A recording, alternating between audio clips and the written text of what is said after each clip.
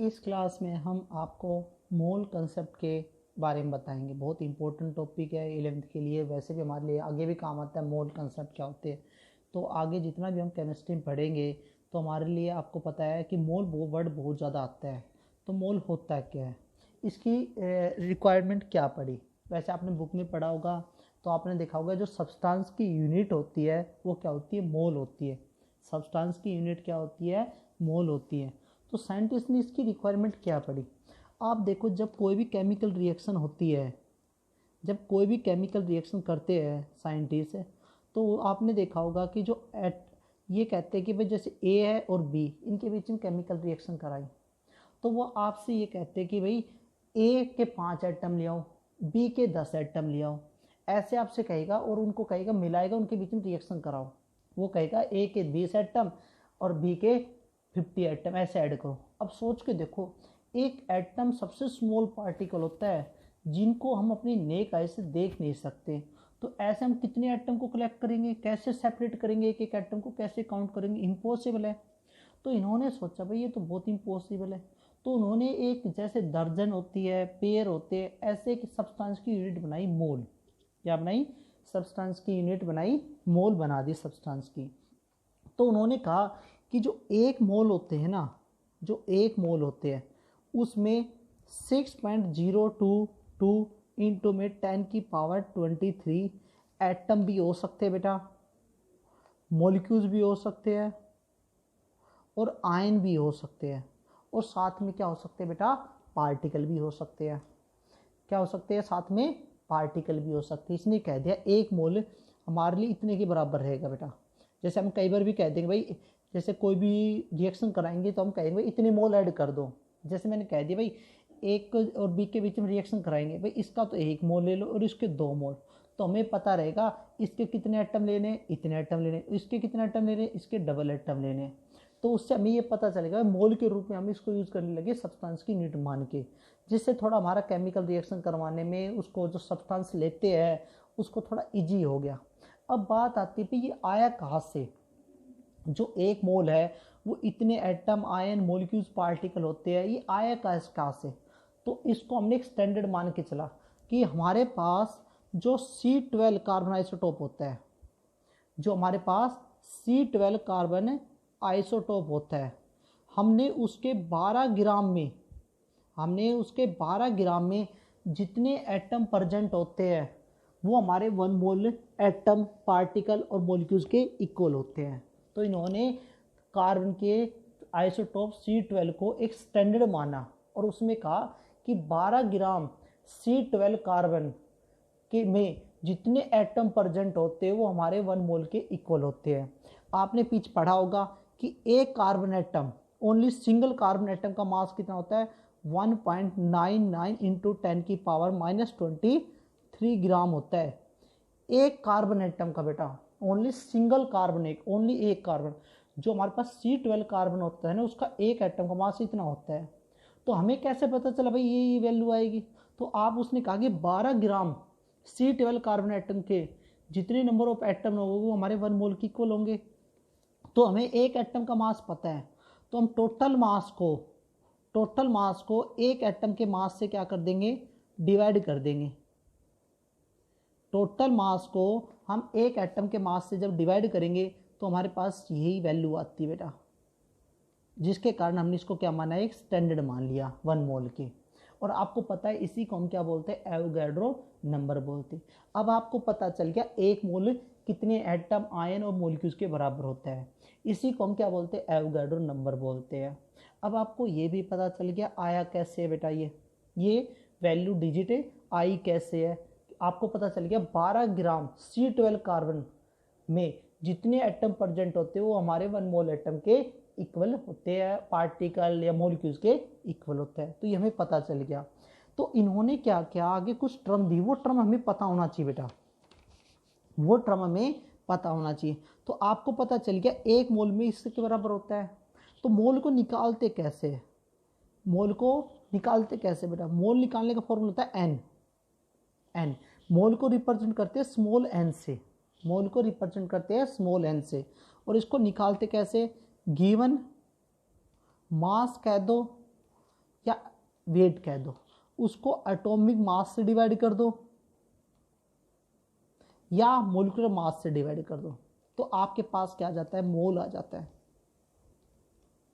आपके पास क्या आ जाता है, मोल आ जाता है। ध्यान से सुनो बेटा, जो मोल है, मोल को हम निकालते कैसे, ये एक फॉर्मूला होता है बेटा, ध्यान रखना इंपॉर्टेंट है। मोल निकालने का फॉर्मूला हमारे पास यही होता है, गिवन मास को, जो भी है, किसी का भी गिवन मास है, जैसे कोई भी सब्सटेंस दे दे आपसे और उसका गिवन मास हो, और उस गिवन मास को हम उसके एटॉमिक मास या मोलिकुलर मास से क्या कर देते हैं, डिवाइड कर देते हैं, तो हमारे पास क्या आ जाता है, मोल आ जाता है। क्या आता है बेटा, मोल आ जाते हैं। अब आपको ये पॉइंट पता चल गया, तो एक चीज़ सोच के देखो बेटा, मेरा एक मोल कब होगा, मेरा 1 मोल कब होगा, जब गिवन मास और मोलिकुलर मास क्या हो, इक्वल हो। गिवन मास या एटॉमिक मास क्या हो, इक्वल हो, तब मेरा 1 मोल की इक्वल होता है। आप सोच के देखो, जब ये वैल्यू और ये वैल्यू दोनों इक्वल हो जाए तो ये 1 के इक्वल आता है, 1 मोल के। तो इन्होंने कहा कि जो 1 मोल है, जो 1 मोल है वो किसके इक्वल होता है, 6.22 इंटू में 10 की पावर 23। ये पार्टिकल भी कह सकते हैं, एटम भी कह सकते हैं, और मोलिक्यूल्स भी कह सकते हैं बेटा। क्लियर। तो हमने कहा कि जो 1 मोल है, एक तो इसके इक्वल होता है और एक किसके इक्वल होता है, मोलिकुलर मास, और एक होता है एटॉमिक मास। एटॉमिक मास मतलब एलिमेंट के मास के इक्वल होता है। अब आपको पता चल गया, जब 1 मोल इसके बराबर होता है और 1 मोल इसके बराबर भी होता है, तो ये दोनों टर्म भी क्या होगी, इक्वल होगी। मतलब किसी भी सब्सटेंस, किसी भी मॉलिक्यूल्स का जो मोलिकुलर मास है वो इतने एटम के बराबर होता है। क्या होता है, इतने एटम। आपने एटॉमिक मास के बारे में पढ़ लिया होगा, एवरेज एटॉमिक मास के बारे में पढ़ लिया होगा, तब उसमें वो ज़्यादा समझ गए होंगे। तो हमें पता चल गया, एक वॉल्यूम की टर्म में और बता दिया कि जो 1 मोल है वो होता है 22.4 लीटर एसटीपी कंडीशन पे। एसटीपी कंडीशन का मतलब होता है स्टैंडर्ड टेम्परेचर प्रेशर। इन्होंने कहा कि जो 1 मोल है ना, 1 मोल वो वॉल्यूम की टर्म में 22.4 लीटर, मतलब आपके पास कोई भी 1 मोल सब्सटेंस है, मान ली 1 मोल CO2 गैस है, आपके पास 1 मोल CO2 गैस है, तो वो कितना वॉल्यूम ऑक्यूपाई करेगी, वो इतना वॉल्यूम ऑक्यूपाई करेगी। मतलब 1 मोल सब्सटेंस, 1 मोल एटम, कुछ भी हो, 1 मोल मॉलिक्यूल हो, वो इतना वॉल्यूम को क्या करती है, ऑक्यूपाई करती है, स्टैंडर्ड टेम्परेचर प्रेशर। मतलब वहाँ पर हम टेम्परेचर भी जानते हैं, प्रेशर भी जानते हैं। तो ये पॉइंट है जो आपको थोड़ा सा याद रखना पड़ेगा। मैं एक एग्जाम्पल से लेके बता रहा हूँ, थोड़ा ईजी हो जाएगा। तो बेटा देखो, ये कह रहा है कि, देखो ये कह रहा है कि भाई मेरे पास 22 ग्राम CO2 है, 22 ग्राम क्या है, CO2 है। आपसे ऐसे क्वेश्चन पूछेगा, आपको गिवन है 22 ग्राम CO2, तो पहला पॉइंट बताओ मोल कितने होंगे, और उसमें मोलिक्यूल्स कितने होंगे, और उसमें नंबर ऑफ एटम कितने परसेंट होंगे, और वो कितना वॉल्यूम ऑक्यूपाई करेगी। देखो क्या क्या पूछ सकता है, एक पूछ सकते हैं मोल, दूसरा पूछ सकते हैं आपसे मोलिक्यूल्स, कितने मोलिक्यूल्स होंगे बेटा, 22 ग्राम में CO2 के कितने मोलिक्यूल्स होंगे। तीसरा पूछ सकते हैं एटम कितने होंगे इसमें, 22 ग्राम में CO2 में कितने एटम होंगे। और फोर्थ पूछ सकते हैं कितना वॉल्यूम ऑक्यूपाई करेगा, कितना वॉल्यूम है ऑक्यूपाई करेगा। तो एक ही क्वेश्चन से आपको देखो कितना पूछा गया। अब आपको सबसे पहले निकालना है मोल। अब मोल कैसे निकालते हैं आप बताओ, given mass upon molecular mass. Given mass कितना है 22, और इसका मोलिकुलर मास निकालोगे, कार्बन का 12 होता है, ऑक्सीजन का 16 होता है, तो निकालोगे 44 आएगा, और इसको सोल्व करोगे तो आपके पास आ जाएगा 0.5 मोल। आपको पता चल गया भाई आपके पास कितना मोल आ गया, 22 ग्राम CO2 में 0.5 मोल होते हैं, 22 ग्राम CO2 में 0.5 मोल होते हैं। ये तो आपको पता चल गया। अब वो कह रहा है कि आपने मोल तो निकाल लिए, आप बताओ कितने मोलिक्यूल्स होंगे, कितने मोलिक्यूल। तो आपने पता है 1 मोल में इतने एटम और इतने मोलिक्यूल्स होते हैं, एक इतने एटम और इतने क्या होते हैं, मोलिक्यूल। जब 1 मोल में इतने होते हैं तो 0.5 मोल में कितने होंगे, तो मोलिक्यूल्स को कैसे निकालोगे आप, तो 0.5 मोल को 1 मोल में जितने मोलिक्यूल्स होते हैं उससे मल्टीप्लाई कर देंगे,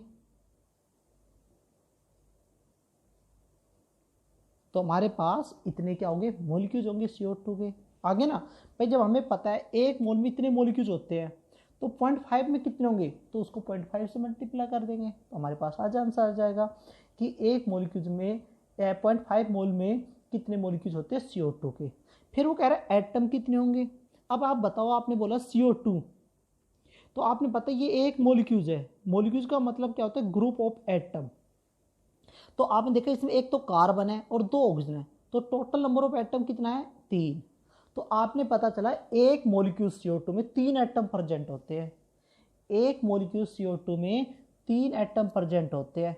तो इतने नंबर ऑफ मोलिक्यूल्स में कितने एटम होंगे, तो आप एटम कैसे निकालोगे, आप निकालोगे इसको 0.5 को 3 से मल्टीप्लाई कर दोगे और इसको नंबर ऑफ मॉलिक्यूल्स से मल्टीप्लाई कर दोगे,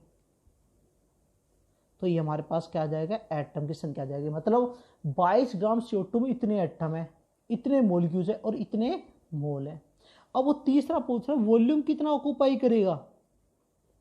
अब आपने देखा भाई एक मोल में इतना वॉल्यूम ऑक्यूपाई करता है, एक मोल में इतना वॉल्यूम ऑक्यूपाई करता है, तो हाफ मोल में कितना वॉल्यूम ऑक्यूपाई करेगा, हाफ करेगा बेटा, तो 11.2 लीटर वॉल्यूम को ऑक्यूपाई करेगा। तो आप देखो एक ही क्वेश्चन से हमने कितने क्वेश्चन है सोल्व कर लिया। तो ये टॉपिक मोस्ट इंपॉर्टेंट है बेटा, इसको अच्छे से पढ़ना।